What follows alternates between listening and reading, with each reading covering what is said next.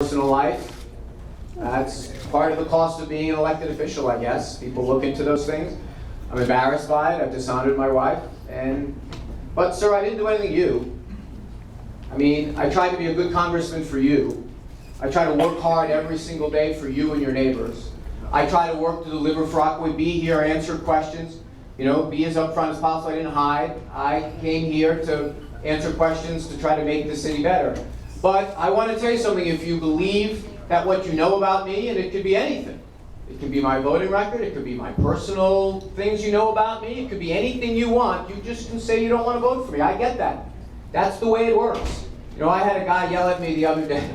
He was actually, when I first got in the race, it was at a Memorial Day festivities in Co-op City.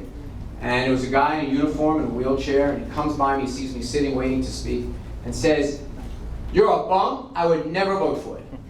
And he keeps going, and I'm like, okay. And then he turns around and says, "Because you supported Obamacare," and then he keeps going. And the point is that, you probably know more about me than any candidate running. And for better or for worse, much worse for me.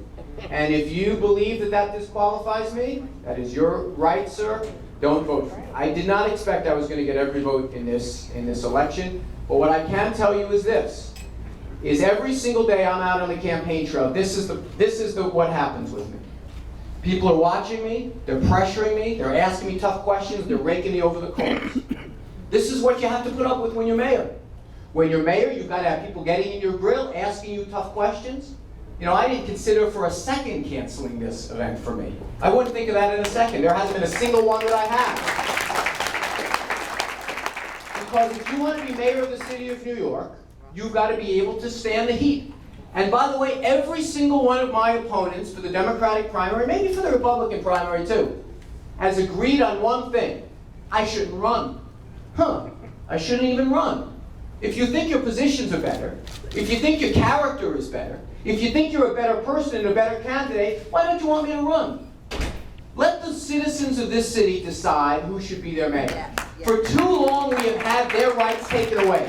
For too long third-term term limits have been overturned. For too long people have said, we don't care what you think, it's up to us. Well, I want it to be up to you. And I will let the chips fall where they may. And if you decide not to vote for me, Godspeed to you.